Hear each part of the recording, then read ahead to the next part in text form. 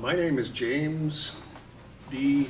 Schultz, and I was a torpedoman second class by the time I got out. And I think President Nixon was trying to reduce the head count of the military. And when the ship hit the pier in November, late November, I was released. And it was unexpected. That night, I loaded up my gear, whatever clothes I had, and got on a plane and went home. And found myself a civilian on the 1st of December. And then you say to yourself, well, now what? Well, I worked a little bit, and then I was married at the time, but we didn't have any children.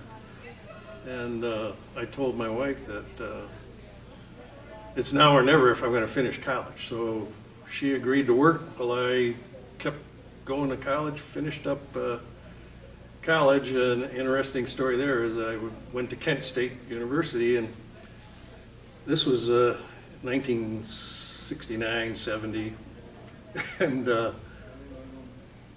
I don't know if you recall, but there was shootings there. Well, I happened to see that. I was on my way to a class, and there was a lot of commotion going on. The Army National Guard was there, and I saw the Guard guys marching up the hill by the architecture building, and then I heard the gunshots, but I didn't put two and two together. I said, well, they're using rubber bullets or blanks or just scaring people.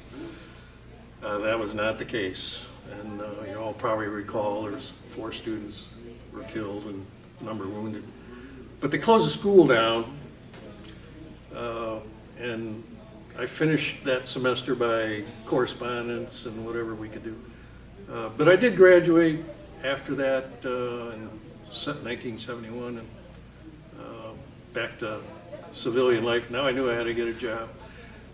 But in the connection with the military, it was great. The Navy was still giving me stuff. I was getting the GI Bill. They paid for my tuition, not the books. But if it hadn't been for that, I would never have finished. And you didn't borrow money back then. You didn't take student loans. And when I got out, I was loan-free, debt-free.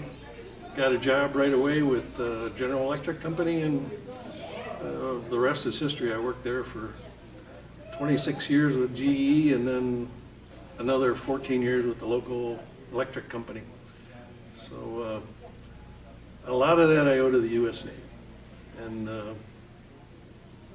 it was some tough experiences, and there were some good experiences, and we tend to only remember the good ones, especially at these reunions. But I would have to say the U.S. military really did a great thing for me. I had to work for it, but the end result was paid off. So the guys that I associate with now are my crewmates, shipmates from at these reunions. You get into a lot of stories about the old times and the tough times there too. But a lot of time has gone by since it's 50 years ago.